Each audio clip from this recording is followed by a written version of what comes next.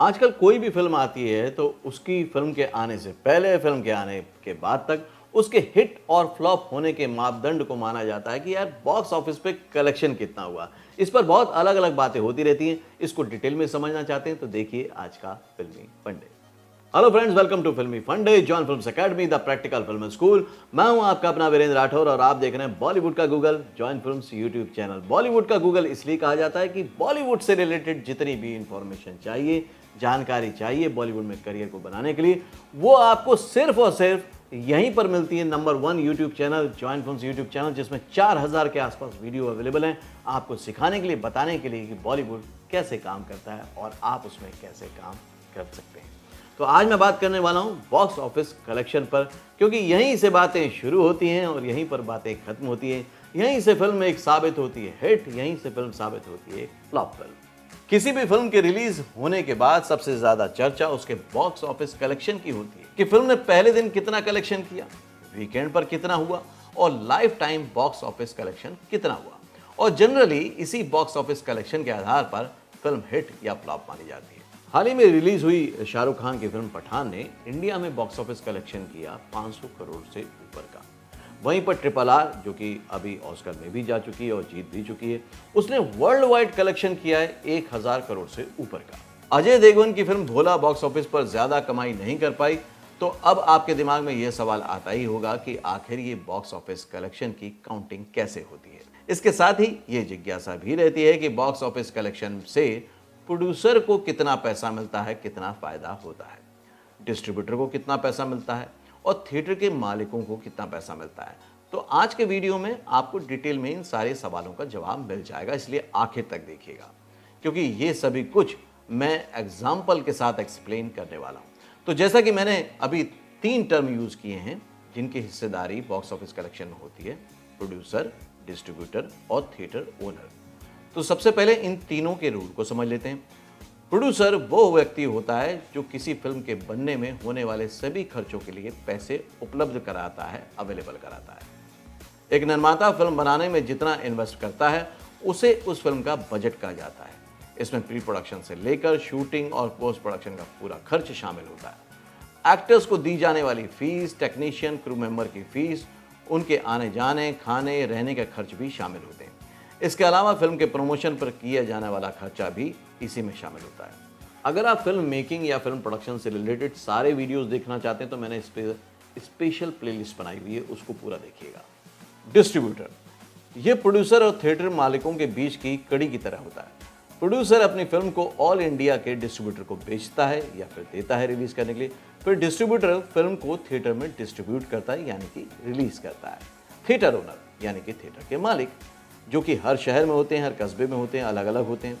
Distributor in theatre मालिकों को पहले ही एक एग्रीमेंट के आधार पर उनके थिएटर में फिल्म दिखाने के लिए एग्री करता है। भारत में 2 तरह के थिएटर होते हैं। पहला होता है सिंगल स्क्रीन, जो कि अब बहुत ज़्यादा तो नहीं है लेकिन फिर भी एग्जिस्ट करता है, और दूसरा होता है मल्टीप्लेक्स चेन।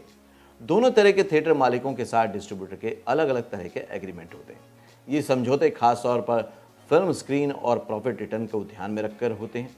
इन्हीं के आधार पर यह तय होता है कि सिनेमाघरों में होने वाली कमाई का कितना हिस्सा डिस्ट्रीब्यूटर को जाएगा।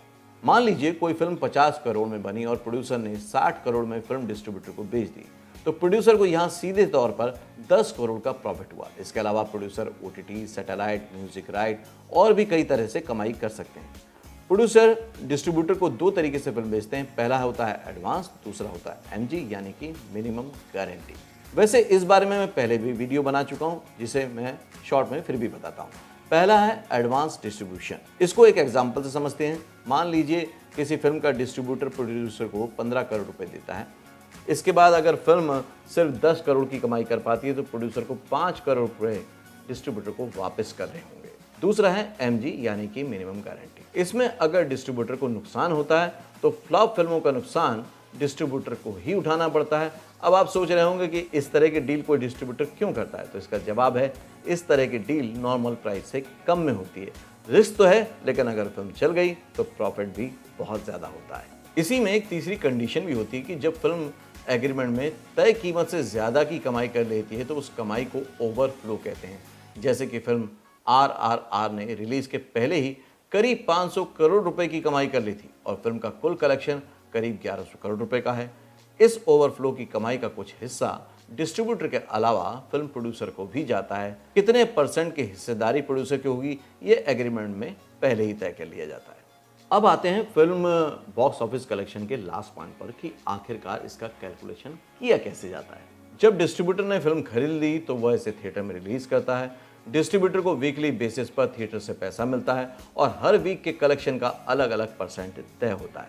जैसे अगर फिल्म मल्टीप्लेक्स में रिलीज होती है तो पहले हफ्ते के कुल कलेक्शन का 50%, दूसरे वीक में 42%, तीसरे वीक में 37% और चौथे के बाद 30% हिस्सा फिल्म डिस्ट्रीब्यूटर को दिया जाता है। बाकी हिस्सा थिएटर मालिकों के पास जाता है। वहीं अगर फिल्म सिंगल स्क्रीन पर रिलीज होती है तो पहले सप्ताह से लेकर जब तक फिल्म चलती है डिस्ट्रीब्यूटर की कुल कमाई का सामान्यतः 70 to 80% पार लेता है। इस बॉक्स ऑफिस कलेक्शन में कुछ ज़्यादा ही मैथमेटिक्स हो गई, जो कुछ ज़्यादा ही कलेक्शन हो गया, कैलकुलेशन हो गया। तो इसको थोड़ा सा एग्जाम्पल से समझते हैं। मान लीजिए एक मल्टीप्लेक्स में एक टिकट की कीमत 200 रुपये है और पूरे वीक में हर शो में 100 लोगों ने फिल्म देखी और फिल्म के वीक में 100 शो थिएटर में चले। इस हिसाब से पूरे वीक का कलेक्शन कुछ इस तरह से होगा, 200 into 100 into 100 यानी कि 20 लाख रुपए।